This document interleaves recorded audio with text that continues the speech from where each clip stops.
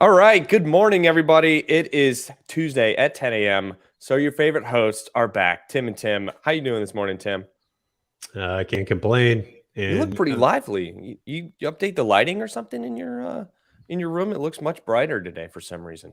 no, it must be my shiny personality, I I think. was just gonna say, with a future as bright as yours, every room is lit up where you go. Yeah. If you could call my wife and tell her about that, that'd be great. I got some good knee slappers every now and then, but Mm. anyways, all right. So today we have had a ton of awesome guests over the last couple of weeks, and we really booked out. Like, I had made that post on Facebook, and a bunch of people reached out. So we have so many different stories and backgrounds, and I really love to kind of put all these things together. And this week we got a really exciting guest. His name is Salvador Castaneda, and Salvador, I don't remember exactly where you live, but I do remember that you just opened up your coffee shop and your brewery. And I'm just very grateful for you to come along and kind of tell us your story, because you've been in the real estate game for quite some time now. Before, the Facebook groups were popular and YouTube exploded with every documentary you could possibly imagine. So why don't you introduce yourself a little bit and tell us your story? Yeah, my name is Salvador Castaneda. I live in Eldridge, Iowa, which is the Quad Cities. I know some other people have come out here from the East Coast to look at properties as well. My story is basically I always had a lot of dreams, ton of dreams, just never did them. Everybody, whenever you have a dream, everybody kind of talks you out of it or tells you, oh, it's just not possible. You don't know anybody that's done it, and so you're just unsure of what to do or how to do it. But for a couple of years or several years, things were just stirring in my mind. And then around 2012, 2013, I just kind of thought, I was like, man, I don't know what I'm doing. I just didn't prepare for my future. Wasn't really putting money away in 401ks. Just was like, I'm going to work for forever. And so what I decided is, at that point, I thought I need to do something different. But like you were saying, there wasn't all these Facebook groups or the podcast. There wasn't, or at least I didn't know about all these different groups getting together to create a network to kind of push each other to move forward quicker than on your own. And so what I decided to do is, since I didn't know, I just made a goal. It's like 30 books a year I got to read, and they all had to do Whoa. with business, finance, becoming a better speaker, uh, atomic habit, your habits, like all these different books I just started reading because I didn't have anybody to say, hey, what do you think, if I go into this or I go into that, or what's the outcome going to be? And so I from 2012, 2013, my wife, okay, so I'll back up a little bit. I currently have 6 kids. Back then I only had 4. My wife's a chiropractor, so she used to work all the time. She had her own business. I work in IT, so I was busy all the time. And so every night from 2012, 2013, for about till 2017, actually about 3 years, 2 or 3 years, 8:30 to 1 o'clock in the morning, I would read, listen to Wow. podcasts, trying to figure stuff out. I needed to know where I was going. I didn't know where I was going. And so after doing all that reading, I came up with 3 options. I either needed to get into insurance, finance, or real estate. And then I spent more time trying to decide I decided to get into real estate. And then I needed to decide, am I going to do single families, multifamily? Am I going to flip them? I'm not even really a handy guy. I thought I'm just going to make a mess of myself if I try to flip stuff. And in the end, I decided, okay, I'm going to start with multifamily with a management company. And so I started touring properties and, just didn't know what I was doing, made some offers on some stuff. The bank just kind of looked at me and thought that this guy doesn't know what he's doing. Um, and so after some time, I just kind of figured it out, started figuring out more of the, debt service coverage ratio, what my expenses were, what management is going to cost, kind of how to anticipate things. And then in 2017, I quit my job. After a lot of work, I quit my job. My wife sold her business, and we took a year off and traveled around the western side of the U.S. We went to Guatemala, Mexico. During that time, I purchased my first apartment complex. So we purchased 47 units, 44-plex plus a triplex. And then we ran out of money, and I had to go back to work. I thought that the first apartment complex I bought was going to retire me, and it didn't. And so it was time to go back to work.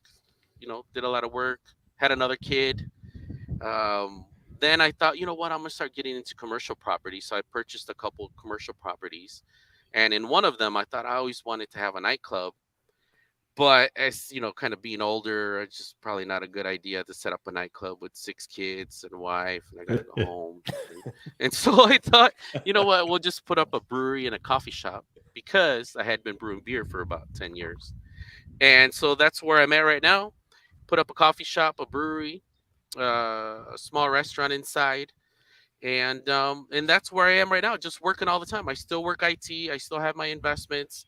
I've learned a ton, and my current goals right now is to kind of consolidate everything and sell it all off and turn it into a 100-unit apartment complex that I own on my own, give or take a couple of units. And my next goals are to start networking. That's why I'm glad I'm here with you guys, networking, making relationships, and start purchasing real estate with other people in networks.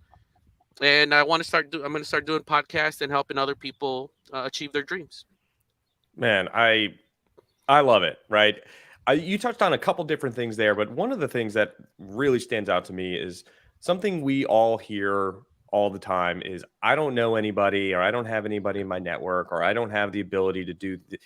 There's some insert any excuse that you want of why they can't get started in real estate. Right. And the three of us know, and most of the people listening to our weekly show know, that growing your network is the fastest way to grow your real estate business. But what did you do? You didn't say, hey, well, I don't have a network. So instead of growing your network, you grew your knowledge. Yes. And with knowledge came the ability to make decisions and move your business forward using the tools available to you. It wasn't easy. It was very difficult, but you were able to do something with the information that you were receiving, or that you were taking in. And I think it speaks more volumes than a lot of different people that we've talked with, that you were able to do all of these things on your own because you just didn't know any better. But you did know that there were books out there that could teach you how to do this stuff. So I'm going to start there. And most people would just be like, nah, I'm done. I quit. This is too hard. There's not enough information out there. Well, it's clearly a lie. It's just too difficult for me to get started. I don't understand how people could do this. This isn't for me because it's too hard. And Correct. You didn't let that, sway you at all. No, and it was difficult too. There was times where it's like, man, I don't know what I'm doing. I don't know if this is gonna happen. I don't know if I can handle it. Dude, it's just like what Julie's saying.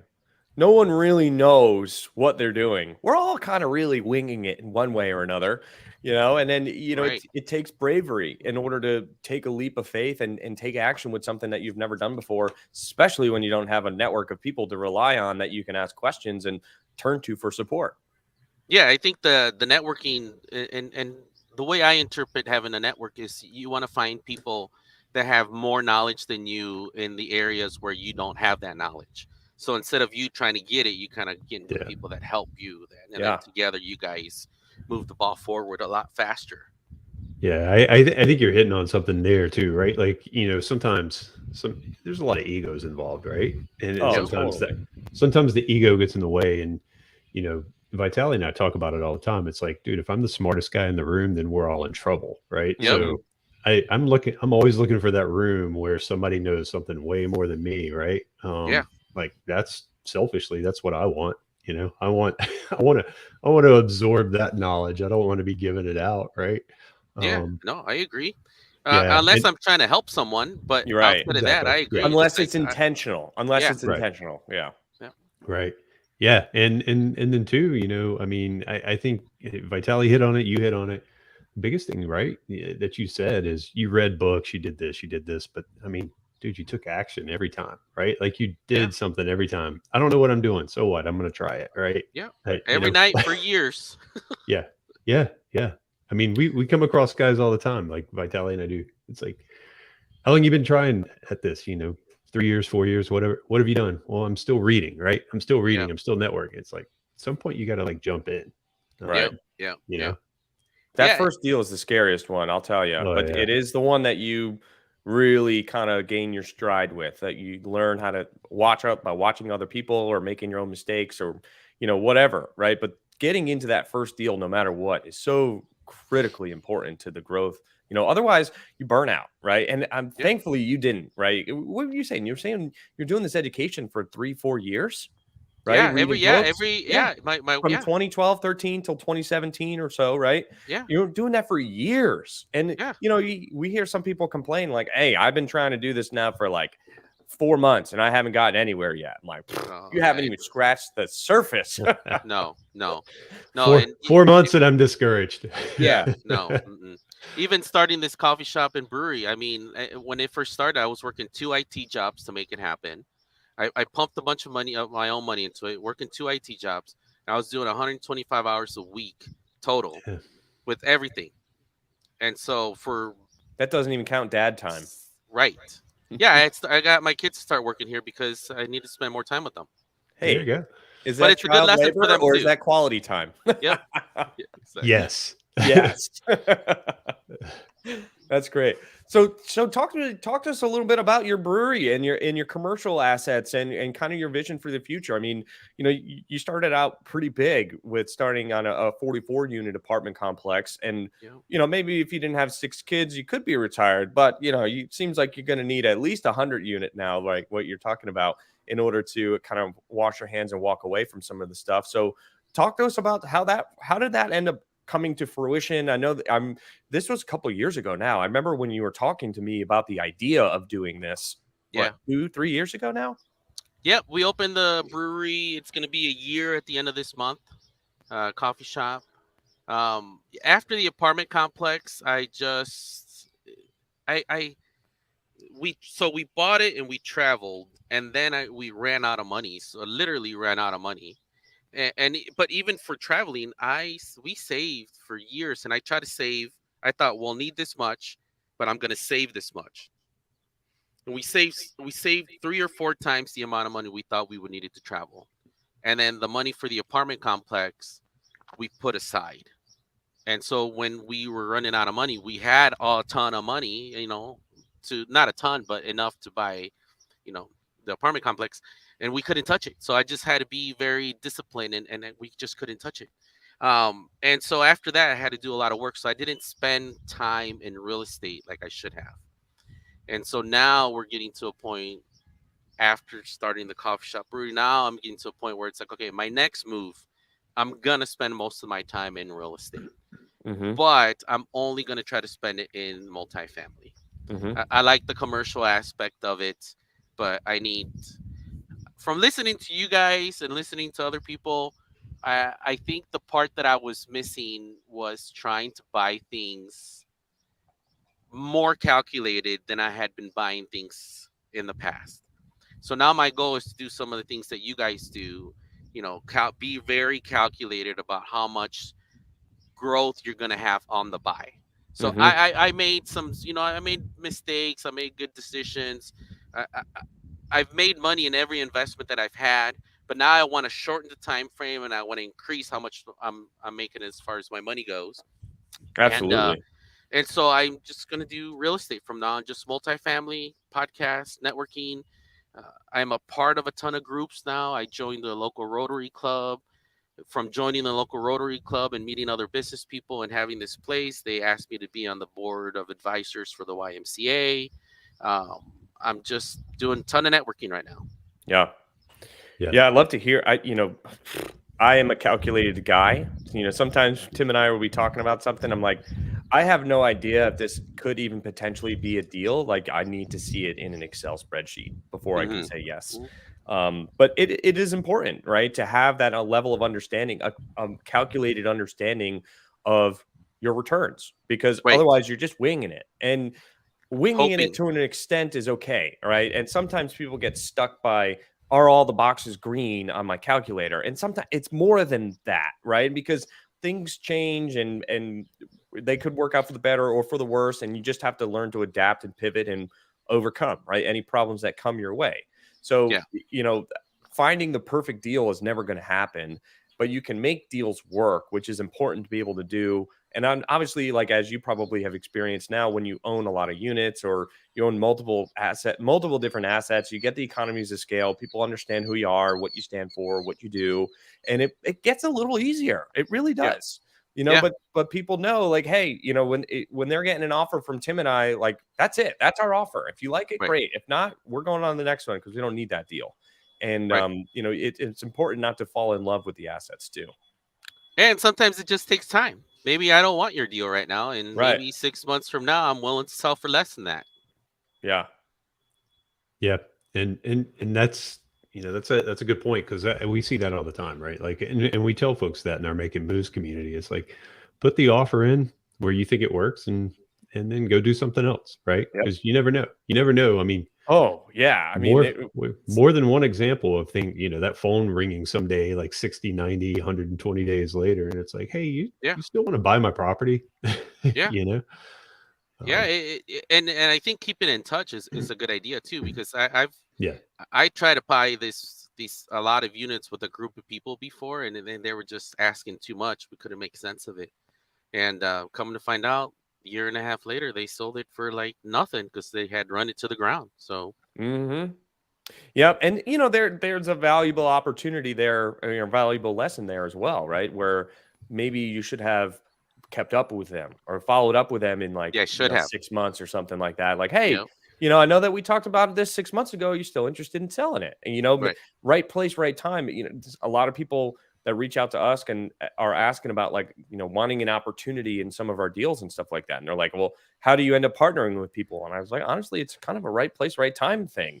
You know, Yep. maybe we're out to dinner, or we're at a real estate event, or, you know, an opportunity comes up and you seem to just call me at the perfect time. Like, you can't time those things, and it just happens by chance. So right place, right time is kind of the best way to put it sometimes. And, you know, following up with people consecutively is important in order to get really what you want.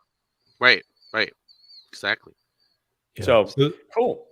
So tell us a little bit about this. Well, first of all, what's your IT world? What do you do in IT? I'm a database administrator. Okay, I've worked with quite a few of you DBA guys. So how long have you been doing that? Quite some time. Oh, I've been doing that since 2000. What is it? 2001. Okay. But I got into it the same way as I got into the real estate. I was in the military. I got out. I was in the military. I started working for an IT company at the very bottom. I didn't know anything about anything. They gave me a chance. They liked my troubleshooting skills. I went to the interview. They asked me this and that. I just didn't know. And then they just started asking me, you know, what if this happened? What would you do? And if this happened, what would you do? And so they gave me an opportunity. I was working for Oracle, which is a big database company, but at the very bottom. And I just started moving up a little bit. And then one day I was just kind of popped in my head. It's like, well, I work for one of the biggest database companies. Maybe I should become a database administrator. And so I took 6 months out of I researched what I needed to do to become a DBA. And they have their own education center. So I had to take 5 certifications. And so one day I'm working, you know, and I helped this guy out in Oracle education, and nobody would help him out or didn't want to help him out. I fixed this problem. He's like, Sal, whatever you want. It's like, hey, well, I was thinking about taking these courses. And when you went to Oracle education, every course came with a CD. And most people didn't want to pay the $600 for that CD, so they would give it back at the class. This guy opens up his drawer and he's like, take whatever you want. So I already knew what I needed. And so I took what I needed, and 6 months later, I got my certification. And somebody else that I had done work with in the company gave me an opportunity, and then I just became a freaking DBA. Hey, by the way, guys, those certifications he's talking about are no joke. No. Those highest level ones are. I know guys that Yeah. have taken it multiple times and never passed it. Yep. Yeah. Hey, by the way, I used to be an Oracle customer. Oh, really? And you guys threw It one wasn't hell of me. a party in San Francisco every year. Those were some good times. Did you go? Oh yeah, like 3 years. I was there. Oh yeah. I was there when they had there's the movie Never Been Kissed with Drew Barrymore, and they had the band that plays in that movie, and then Lenny Kravitz. Did you go to the Lenny Kravitz? I was at Lenny, but Billy Joel was playing at the same time, so I didn't know which room I wanted to be in. Yeah, I worked that event, and I went. It was like a red carpet rolled out on the pier, like food and drinks.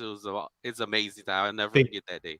if you want to know the scale of these parties, guys, think about that. They had a venue where Billy Joel was in one room playing and Lenny Kravitz was in the other room playing. I Yeah, mean, yeah. Free at the same food, free time. drinks, crystal Yeah. ball up in the air off of a crane, renting out the Wow. whole Pier 23, I think. Oh yeah. Yeah. Almost the entire like downtown area of San Francisco was Yeah, Oracle for 4 days. It's yeah, crazy. Anyway, sorry, we digress. awesome. Well, Yeah, I that's funny. I passed you Small by, world. maybe. Yeah, Small Yeah, world. man. So, all right, Sal, I want to talk to you a little bit more about your multifamily property that you own, that 44 unit. Oh yeah. yeah. Are you comfortable kind of just talking about some high level numbers and things and like how the deal's working out and maybe some problems that you faced with the deal that you weren't expecting and, how are things going now? I mean, you've owned it for Yep. what, 5 years now or so? So I'm So, yep, sure. 5 years. Yeah. Yeah. So walk us through a little bit about, how you found the deal, acquired it, what the numbers looked like, your business plan. Yeah, so the property, through me reading and then researching and then starting to look at properties, I established a relationship with a real estate agent that was in commercial real estate. And then he would take me around to all these different properties. And I ended up establishing a relationship with them to the point that whenever a property was going to come on the market, I would more than likely be able to go see it before it came out on the market. It was just like, hey, this is going to come out in 3 months or 6 months, or they're thinking about partnering up with us to sell it for them. And so I would just get to walk the properties. And so this is one of those properties where it was internal to the group, to the brokerage. And I think I should have bought it. Thinking back now, I probably should have bought it for less than I bought it for, but I think I still bought it for a good price. These are all changes that I'm going to be making for my next one. Mm-hmm. One of the things that I would do different is I would put money aside to make capital improvements right from the beginning instead of letting the complex do them as they go. Gotcha. So Mm-hmm. that's a big change that I'm going to do. Yeah. Uh, Management companies, it's been interesting. I haven't been very happy with the management companies that we have had. We've had 3 now. And the reason I want to go larger is because I want to kind of have my own staff to take Mm-hmm. care of that. As far as the investment, I've gotten all my money back. So we bought 44 with a triplex, and then we got creative and sold the triplex for technically less than what we bought it for, but it was just space, but it was not. I mean, it was less than what we bought it for on paper, but On it a was per just unit cash in our pocket. basis. Yeah, Right. correct. Right. And so within the first 2 years, I got all my money back. And at the end of the day, I'll end up doubling, maybe tripling my money Cool. on what we did In 5 years. in 5 years. Amazing. Hey, there you go. With my other properties, I will double or triple my money, but in less time.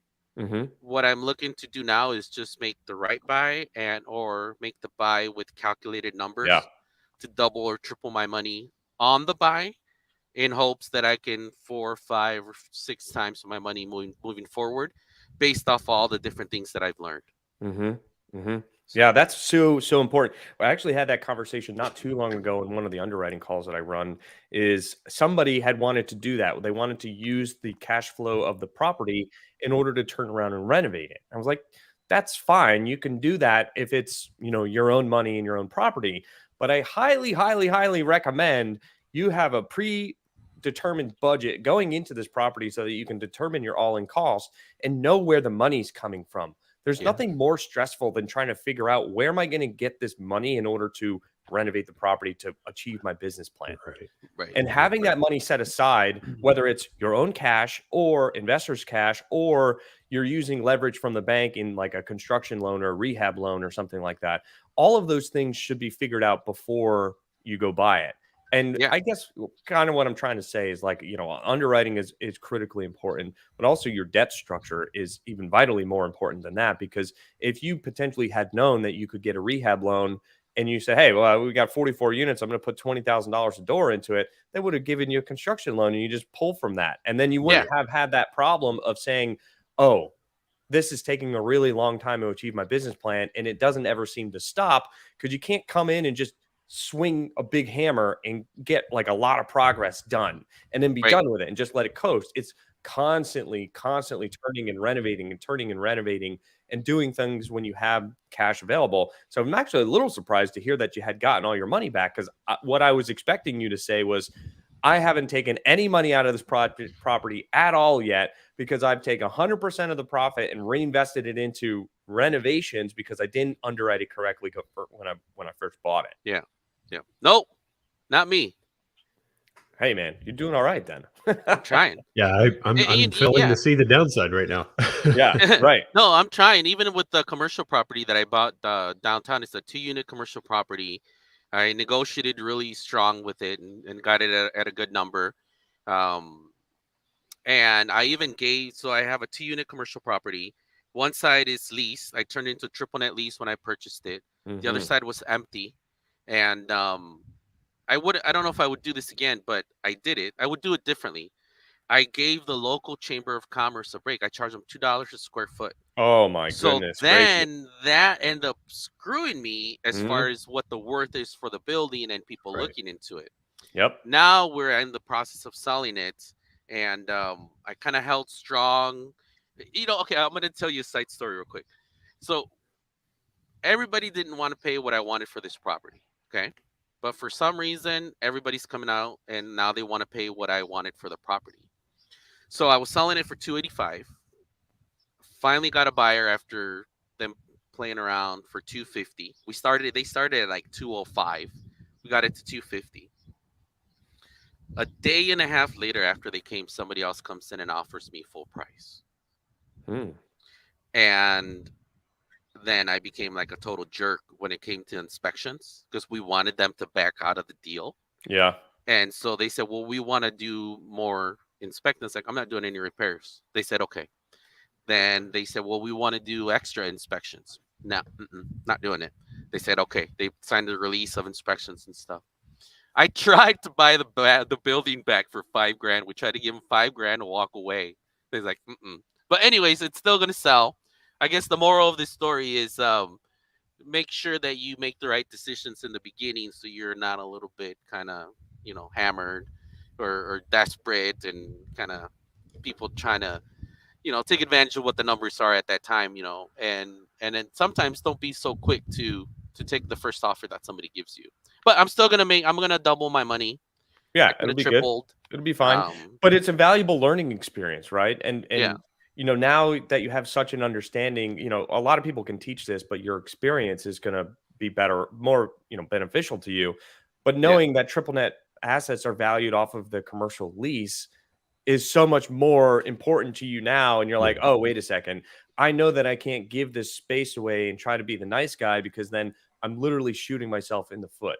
I'm taking money out of my pocket and giving it to them in order to give them a break, and I'm not going to receive anything as a benefit here. So there's a delicate balance here between being stern, being friendly, being somebody that is easy to work with, and that maybe you give somebody a little bit of a break. But like, if rent's $8 a square foot per year, maybe they get $7.50 instead of $8 a square foot. No, not $2 a square foot, because that literally just doesn't work. Now, somebody like myself, or even yourself, is going to be looking for a property like that where the rents are significantly under market, because that's a value add property where I can put my money, I can wait until the lease comes due, I can renew it at market rate rents, and then turn around and sell it the next day and get my money, my return.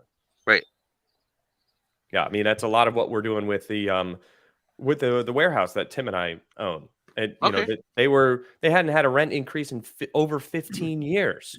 And we signed them on a renewal at, went from $3,200 a month to $5,000 a month, and we're trying to get $6,000 a month for the building once it's renovated. We literally doubled the value. Or more than doubled the value by doubling the income and doing a little bit of renovation work in order to make it an attractive property for somebody to come by. Yeah, and I think it's good that you guys thought about that in the beginning, not just purchasing it and letting it do its thing.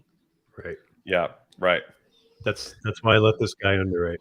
He sends me an Excel file. He's like, Tim, I need you to look at this and kind of work your magic on it, because I just look at things differently. Right. I mean, and it's a valuable Tim and I will go at it sometimes. I'm like, Tim, I don't know. I'm not seeing this anymore.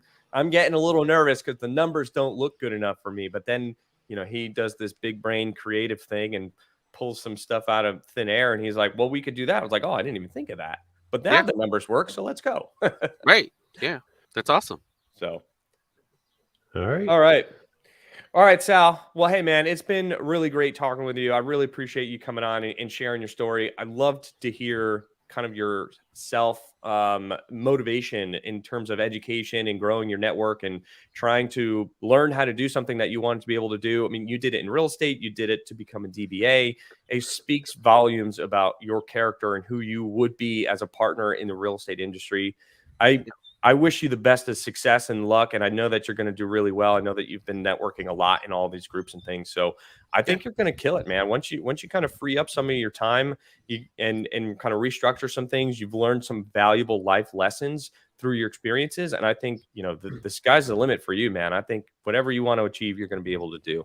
I'm coming to see you guys. It's it's on the list. Good. Let's do it. You guys are on the list. Yeah, let's man. get those hours a week under 100. Okay, let's get those under 100. Right now, it's a lot better than what it was. But yeah, it was interesting because I never had a coffee shop before, and I never had a brewery, and I've never run a restaurant, and so I had to learn all of that stuff in order to be able to train people on what I was expecting. Yeah. Next time, just own the building and lease it out to somebody that wants to open a brewery. Yeah, exactly. although working that many hours, I think you needed both coffee and alcohol. So yeah. Thank you, dude. I did. I still do. Oh, all right, guys. Well, thanks again. Appreciate you tuning in. We'll see you next week. Peace. All right. Appreciate you guys having me. See you.